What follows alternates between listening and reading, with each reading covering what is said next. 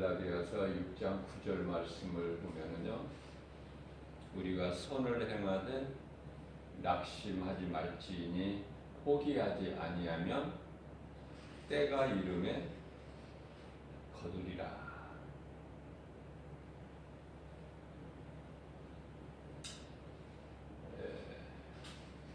믿음은 구원을 얻게 돼요. 행함은 상 받는 일이에요.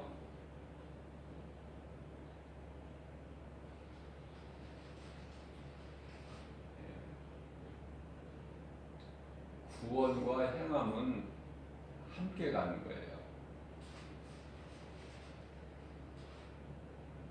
구원받지 못한 사람이 행할 수가 없기 때문에, 구원받은 자가 그대로 멈춰 있을 수가 없다. 바늘과 실과 같은 거예요. 관계가, 믿음과 행함은.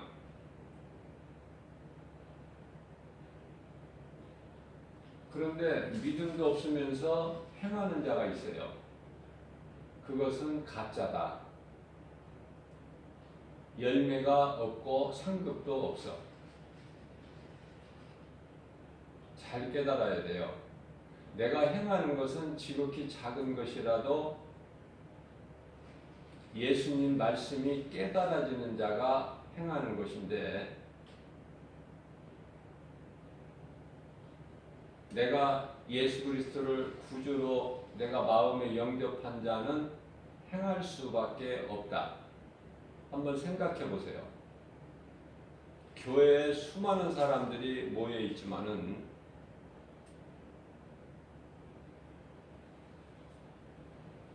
또 행하는 사람이 많이 있어요. 믿음으로 행하는 사람은 지극히 적으니, 우리 예수님이 보실 때 그렇다고 말해요. 목사가 볼 때가 아니라 예수님이 보실 때. 무슨 말씀이에요? 교회에 와서 헌금을 드리는데 부자도 하나님께 드리고 과부도 하나님께 드리죠. 그런데 부자는 많은 것을 가진 중에 일부를 드려. 그래서 그것을 드릴 때, 헌금함에 넣을 때 쿵 소리가 나. 많아서. 과부가 드리는 두렙돈에는 소리도 안 나요. 지극히 작은 것이라서. 예수님은 과부의 두렙돈의 헌금을 크게 보시는 거예요. 기쁘게 받으시는 거예요. 이해를 돕기 위해서 처음 사람 아담의 아들 가인과 아벨이 하나님께 제사를 드릴 때 두 사람 똑같이 제사를 드려요. 헌금을 드려요. 똑같이. 그런데 아벨은 믿음으로 드리지만 가인은 행위로 드려요. 행위로.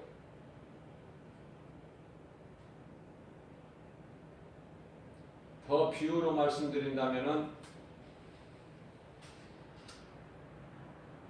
탕자의 비유에서 누가복음 15장에 작은 아들은 하나님 뜻을 깨달지를 못하고 하나님을 떠났다가 깨닫고 회개하고 돌아와요. 그러나 큰아들은 계속 아버지 곁에만 있어요. 믿음으로 있는 것이 아니라 행위로, 율법으로. 하나님이 누구를 기뻐하십니까? 가인이 행위로 드리는 제물을 받지 않으셔요. 제사를. 아벨에 드리는 제사를 기쁘게 받으시고 설령 하나님의 말씀을 처음에는 깨달지를 못하고 하나님을 떠났다가 깨닫고 회개하고 하나님께로 돌아온 작은 아들에게는 잔치가 베풀어지지만은 그저 아버지 곁에만 있으면 된다는 그 큰아들은요, 그건 믿음이 없이 그냥 붙어만 있는 거예요. 옆에 믿음도 없어요. 그런 자에게는 사랑이 없어.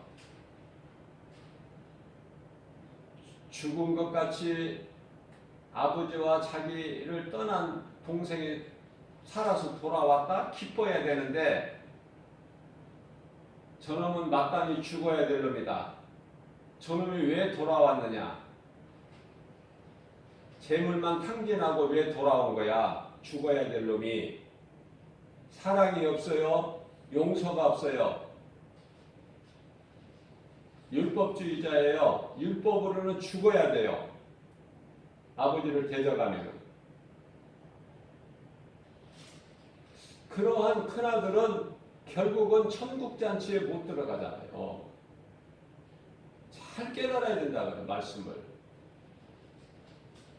내가 하나님의 말씀을 듣고 깨달아져서 행하는 그 행함이 돼야지, 그저 남이 하니까 따라서 하는 행함은 예수님이 기뻐하시질 않아.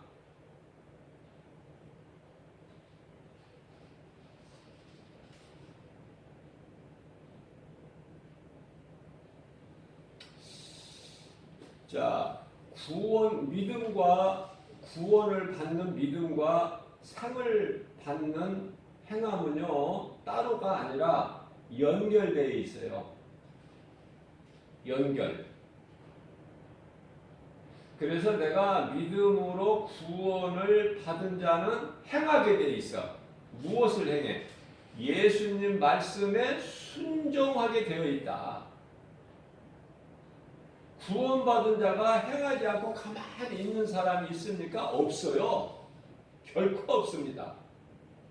연결되어 있어요.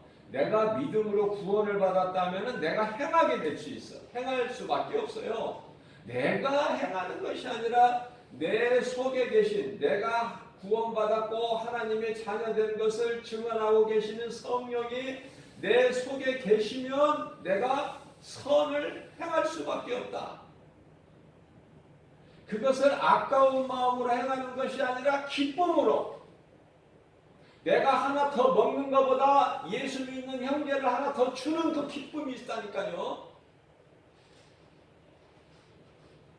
안 먹어도 배부르다는 말이 있죠. 부모가 안 먹어도 자식의 입에 들어가는 거 보면 배가 부르다는 말이 있잖아요. 옛날부터. 그게 사랑이에요. 예수님의 말씀은 살아있어요. 그래서 살아있는 말씀이 믿어지는 사람은 내가 살아있는 행동을 해. 그것이 예수님 말씀에 순종하는 거야.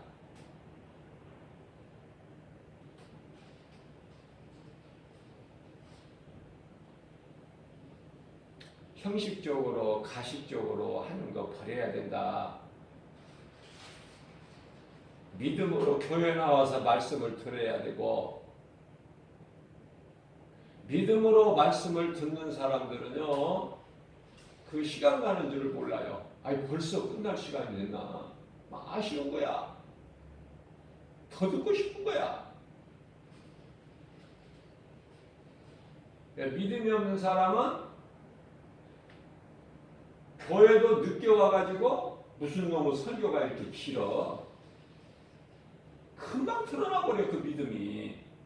그러니까 빨리 변화돼야 돼요. 하나님의 말씀이 좋아야 돼. 막 다윗같이.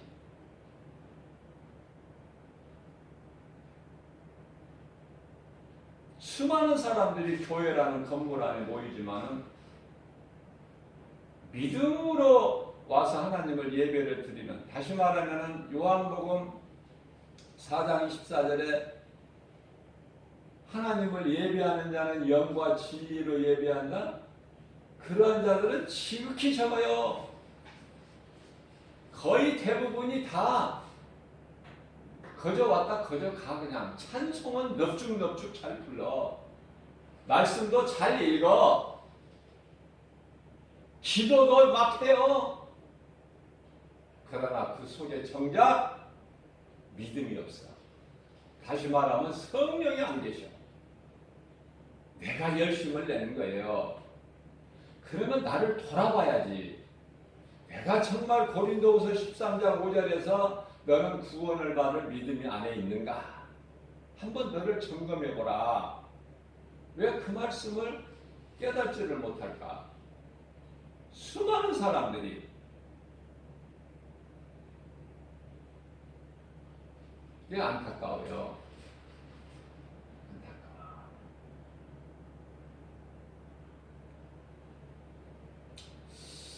안타까워. 어제는 주일 예배를 드리고 점심을 먹고 이제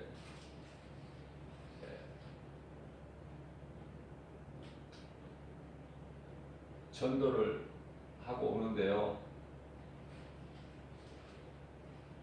왜 이렇게 힘이 들고 낙심이 되고 걸음을 걸을 힘도 없고 터벅터벅 교회를 향해서 오는데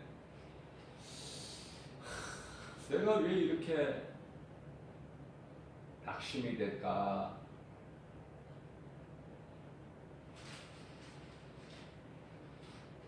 온갖 세상의 눈에 보이는 것은 나를 힘들게 해. 이 소중한 복음을 듣지를 못해 사람들이.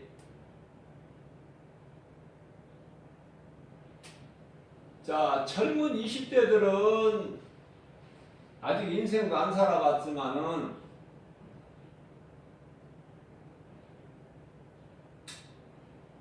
그래서 예수를 모른다고 해요. 또 늙은이라는 말이 이게 잘못된 표현이 아니에요. 나이 많은 노인분들을 낮춰서 하는 표현이 아니에요. 이 성경이 늙은이라고 나와요. 요엘서의 2장 28절 말씀을 보면은 이 마지막 때에 내가 내 영을 너희 만민에게 주리니 내 자녀들은 예언할 것이요 젊은이들은 환상을 보고 늙은이는 꿈을 꾸리라. 그 말씀이 사도행전의 2장 17절에서도 똑같은 말씀을 하고 있어요. 늙은이라는 말이 잘못 표현한 게 아니에요. 자, 이제 인생을 살 만큼 산 늙은이들은 또 늙어서 예수를 모르고, 그러면 누가 예수를 알아? 누가 이 복음을, 소중한 복음을 누가 들어? 없어요. 세상에 나가서 전도해 보세요.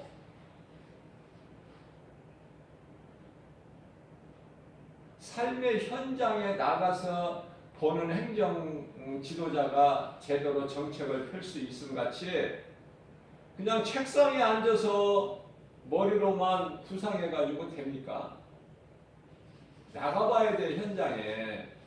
세상에 나가서 복음을 전해보면 많은 것을 깨닫게 돼요. 영적으로. 나는 소중해서 기뻐서 어찌할 줄 모르고 전하지만은 듣는 자가 없어. 듣는 자가. 똑같은 사람인데 복음을 전하는 자가 있는가 하면은 복음을 듣는 자가 있어야 되는데 그 듣는 것도 안 듣고 다 버려버려. 복음을 거부해버린다. 버린다. 예수 믿으세요 그러면은 괜찮아요 하는 사람들이 의외로 많아. 괜찮아요. 괜찮아요. 괜찮습니다. 뭐가 괜찮다는 거야?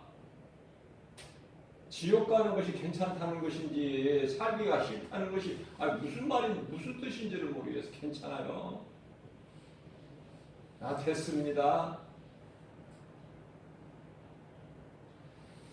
젊은이들은 젊은이들대로, 늙은이들은 늙은이대로 안 믿으니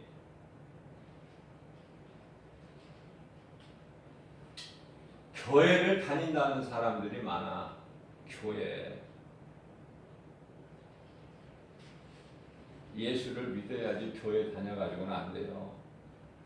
답답한 마음으로 그러면 누구에게 전도를 해야 되나? 누구에게? 초등학생들한테? 초등학생은 주문 받아요. 10사람이면 9사람 받아. 뭐가 뭔지도 모르고 받아. 초등학생. 순진하니까.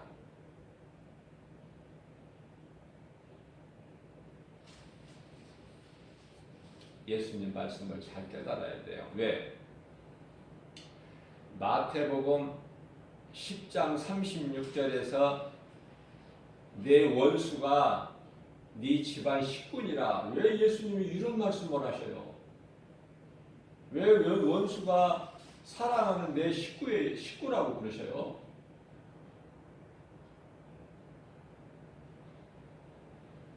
예수를 온 가족이 믿고 모이면 예배하고 함께 찬송하고 기도하고 이런 가정은 얼마나 하나님이 기뻐하시고 영광 받으시고 복 있는 가정입니까? 세상에 어떤 것과도 비교할 수가 없어요. 그러나 다 그런 가정이 되면 좋은데 가족 중에서 누구는 믿고 누구는 안 믿고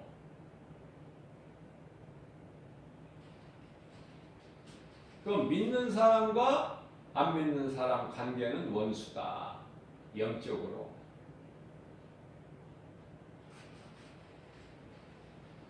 예수 안 믿는 부모는 부모도 아니고 예수 안 믿는 자식은 자식도 아니고 예수 안 믿는 형제는 형제도 아니고 예수 안 믿는 아내는 남편은 남편도 아니고 아내도 아니에요. 원수예요. 원수.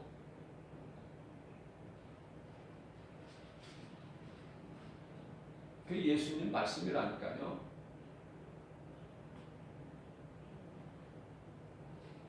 그러니까 힘만 드는 거야. 힘만 들어. 함께 생명길로 가야 힘이 나는데 서로가 서로를 위해서 기도해주고 위로해주고 함께 주님을 찬송하고 예배하고 이래야 되는데 그런 가정이 많지가 않죠? 무슨 말씀이냐면 예수님께서 마태복음 12장 50절에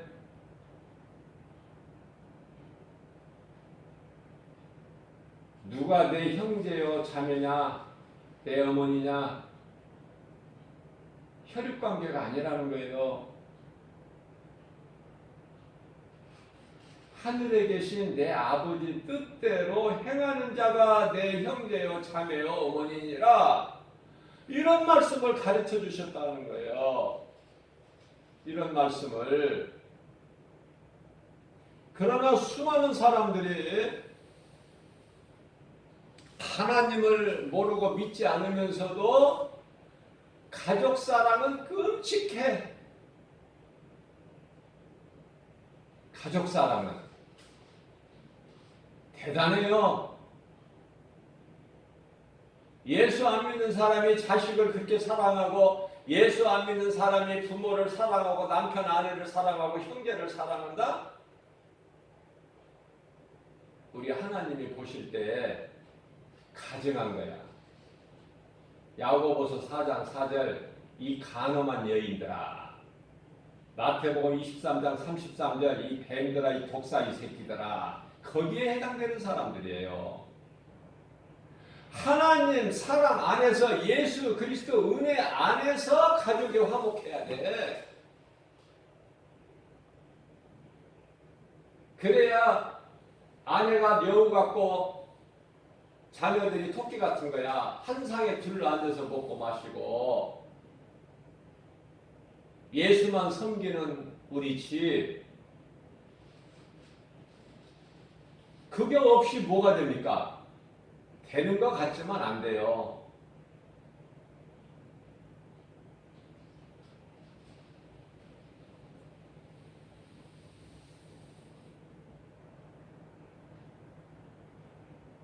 이제 설 명절이 돌아오는데 코로나로 인해서 고향을 못 찾는 그런 지금 상황이지만은 예수 믿는 사람은 가족들이 모이면은 예배를 드려요. 하나님이 기뻐하셔요. 복 있는 가정이에요. 그러나 귀신에게 속아서 하나님을 예배하지 않고 귀신에게 제사를 하는 그런 가증한 행위는 그건 저주야, 저주. 복이 아니라 저주다.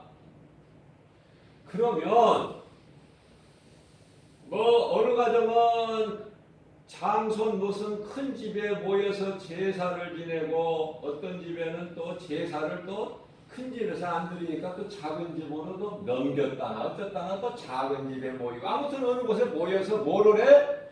하나님이 안 기뻐하시는 이 저주의 이 저주가 흐르는 제사를 귀신에게 제사를 지내는데요. 그런 곳에는 갈 것도 없어. 갈 것도 없어요. 명절 때가 되면은 가족들이 형제들이 엄청 싸워. 분란이 나고 가정 불화가 생기고 왜 그래요? 귀신이 가만히 있지를 않아. 귀신이. 왜 그런 제사를 있는 곳, 제사하는 지내는 곳에 가지 말아야 되느냐? 그리스도인들이 그동안에 예수 믿는 것을 한두 번 다 이야기는 했을 거야. 그래도 안 믿잖아요. 그럼 버려버려야 돼. 그건 원수이니까, 원수. 죽었다고 그러면 그냥 장례식장에는 갔다 올 수 있겠지? 그 가까이 해봐야 하나 소용이 없어. 그 가족 관계는 가족이 아니라 원수다. 예수 믿으라고 몇 번 해도 반응이 없는 사람은 원수야. 버려버려야 돼. 그들이 모여서 제사하는 곳에 가지도 말아야 돼. 왜? 예수님께서 다윗을 통해서 말씀하시기를 제단에 참여하는 자가 그 제물을 먹지 않느냐.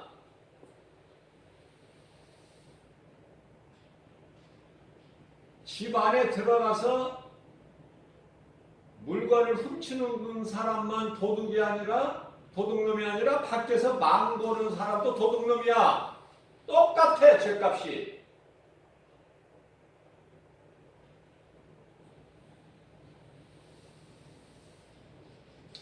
어제 그냥 너무 힘들고 낙심이 돼서 어떻게 할 줄을 모르겠다.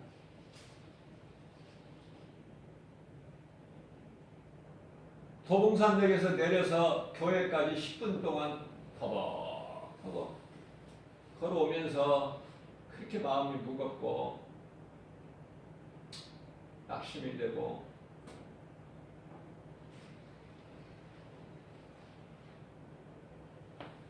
그런데요, 하나님의 말씀을 묵상을 해서요, 낙심이 될 때 내 속에 있는 말씀을 찾아보니까 시편의 43편 5절 말씀이 딱 생각이 나더라고요.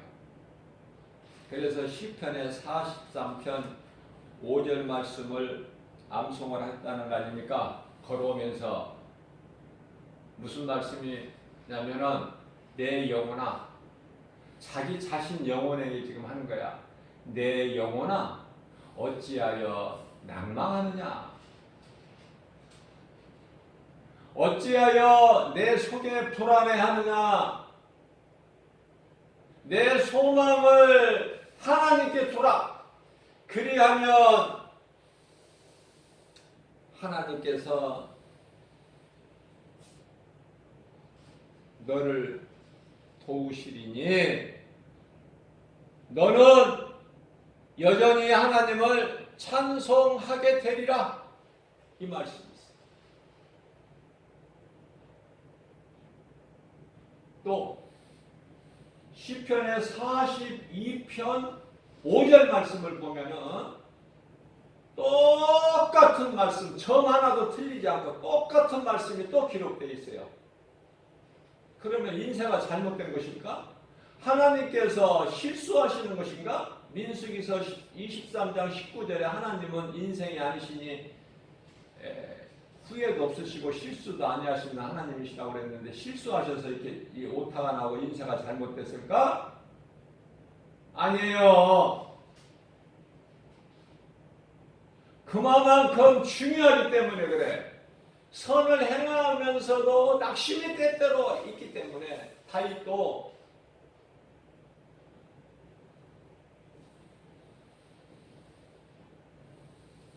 그 말씀을 암송하면서 위로를 받고 그리고 왔어요.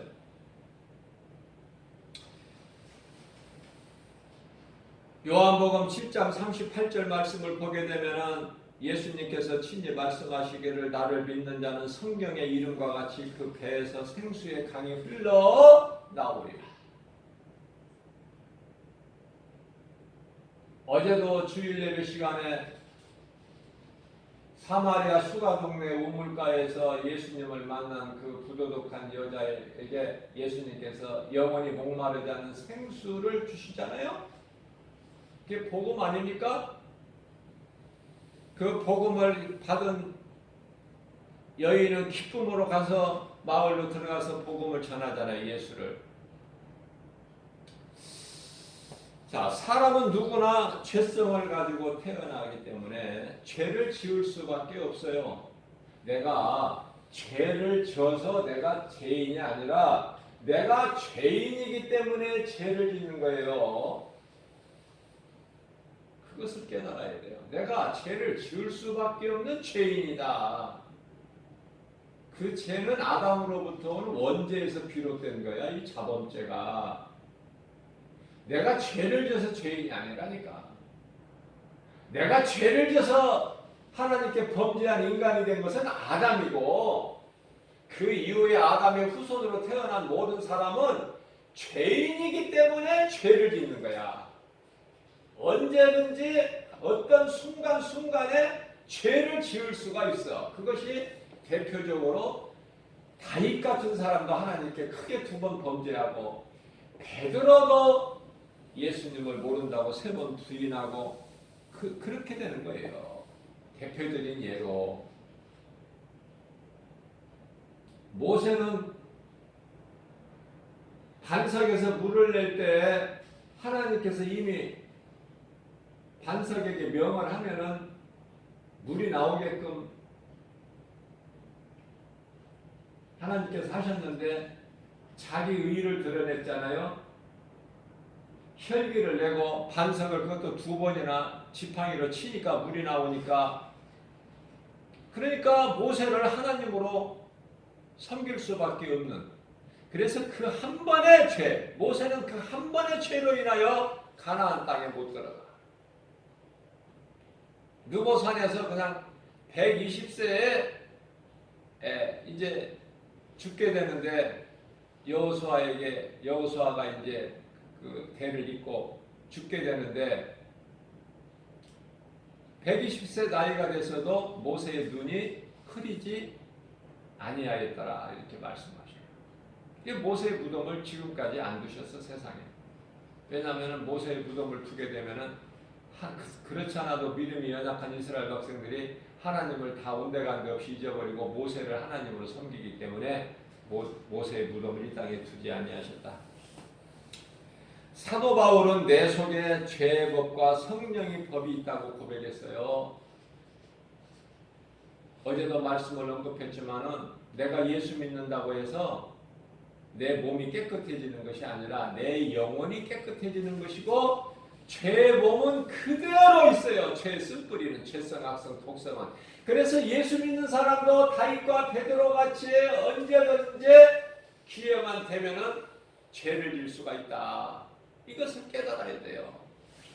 그래서 날마다 십자가 앞에 내 육신의 생각을 죽여야 되고 못 박아야 되고 탐심과 정욕을 십자가에 못 박아야 돼. 갈라디아서 5장 24절 뿐만 아니라 고린도전서 15장 31절에서 나는 날마다 죽노라. 그게 사도 바울이에요. 날마다 자신을 죽이는 거야. 예수 그리스도 십자가 앞에. 성령은 우리로 죄를 이기게 하시고 진리를 깨닫게 하셔요. 도와주셔요. 성령은 진리 가운데로 인도해 주시고. 그래서 성령을 따라 살아라 이렇게 말씀하시죠. 갈라디아서 5장 16절에서. 그래서 고린도후서 4장 7절이야 10절 말씀을 보게 되면은 질그릇이 나오는데 질그릇 같은 우리 존재 몸이 무엇을 담고 있느냐? 예수 그리스도가 담겨 있어야 돼요. 또한 고린도후서 4장 16절 17절 말씀을 보면은 겉사람과 속사람이 있다고 말씀하시는데 겉사람은 우리 몸이요 속사람은 영이다. 겉사람은 날로 흙을 향해서 가. 썩어지고 이제 땅의 흙으로 돌아가. 그러나 속사람은 하나님 말씀의 능력으로 그 말씀을 믿음으로 날로 우리 속사람은 막 새롭게 되는 거예요. 힘이 나는 거예요. 기쁨가 있고 기쁨이 감사가 있고 찬송이 있고 기도가 있고 말씀 묵상이 있고. 오늘 또 새벽을 깨워서 예수님께서 왜 이런 말씀을 주실까? 우리가 그만큼 연약하다는 걸 아시기 때문에 오늘 또 말씀의 능력으로 인생의 채찍으로 사람의 매로 우리를 때리시고 징계가 없으면은 그 자식은 사생자라고 하셨어요. 사랑하시기 때문에 우리에게 또 조금이라도 믿음을 주시는 거 아닙니까? 말씀의 능력을 통해서 말씀을 믿음으로 받고 우리 믿음이 더욱더 자라서 하나님께 영광과 기쁨이 되는 주님을 위해서 살아가는 열매를 맺는 저와 여러분들 되시기를 주님의 이름으로 축복합니다.